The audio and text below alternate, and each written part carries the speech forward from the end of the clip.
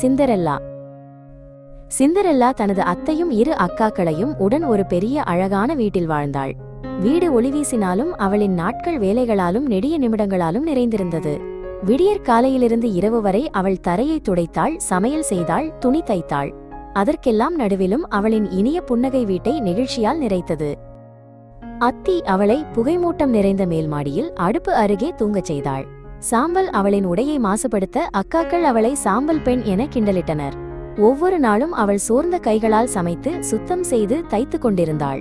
ஆனால் அவளின் அமைதியான இதயத்தில் சிறிய கனவுகள் இன்னும் ஒளிர்ந்தன. ஒரு காலை அரசரின் தூதர் கதவை தட்டினார். அவர் அறிவித்தார், அரசரின் அரண்மனையில் நடைபெறும் பெரிய நடன விழாவிற்கு அனைத்து இளம்பெண்களும் வரவேற்கப்படுகின்றனர். சிந்தரெல்லாவின் கண்களில் நம்பிக்கையின் ஒளி மின்னியது. ஆனால் அவளின் அத்தியும் அக்காக்களும் சிரித்து அவளை புறக்கணித்தனர். அந்த இரவு அக்காக்கள் பட்டு ரிப்பன் நகைகளால் மினுங்கினர். நானும் வரலாமா?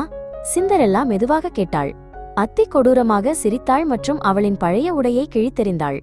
அவர்கள் சென்றதும் சிந்தரெல்லா தரையில் அமர்ந்து அழுதாள்.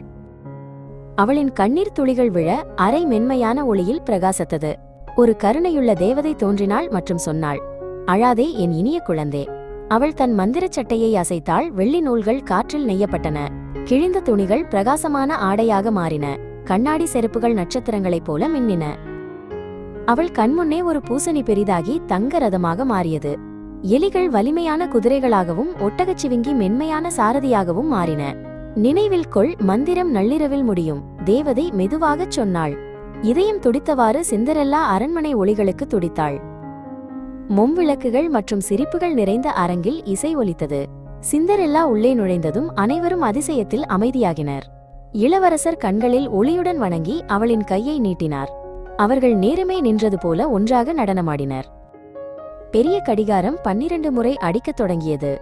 அதிர்ச்சியடைந்த சிந்தரெல்லா நிலவொளி போல் மினுங்கும் உடையுடன் படிக்கட்டில் ஓடினாள். ரதம் மீண்டும் பூசணியாக மாறியது. மந்திரம் இரவில் மறைந்தது. படிக்கட்டில் ஒரு கண்ணாடி செருப்பு விழுந்து நட்சத்திரம் போல பிரகாசித்தது. விடியற்காலையில் இளவரசர் எல்லா கிராமங்களுக்கும் வீரர்களை அனுப்பினார். அவர்கள் கண்ணாடி செருப்பை எடுத்து சென்று ஒவ்வொரு பெண்ணையும் அணியச் செய்தனர். பலர் முயன்றனர், ஆனால் செருப்பு அமைதியாக இருந்தது. இளவரசர் தேடலை விட்டுவிடவில்லை. இறுதியில் அவர்கள் சிந்தரெல்லாவின் வீட்டை அடைந்தனர். அக்காக்கள் முயன்றும் செருப்பு பொருந்தவில்லை. சிந்தரெல்லா தனது காலை வைத்ததும் அது விடியற்கால ஒளியைப் போல சரியாக பொருந்தியது. அனைவரும் ஆச்சரியத்துடன் மூச்சை நிறுத்தினர். உண்மை வெளிச்சமாக தென்பட்டது.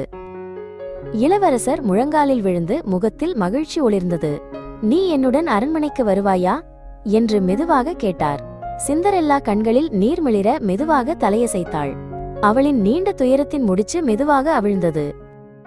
திருமணம் இசை, ஒளி, சிரிப்பால் நிரம்பியது. மென்மையான இதயத்துடன் சிந்தரெல்லா தனது அத்தி மற்றும் அக்காக்களை மன்னித்தாள். இளவரசருடன் சேர்ந்து அவள் அறிவும் கருணையுமுடன் நாட்டை ஆட்சி செய்தாள். அவளின் நன்மை எந்த முத்திரையையும் விட பிரகாசமாக இருந்தது. Thank you for watching.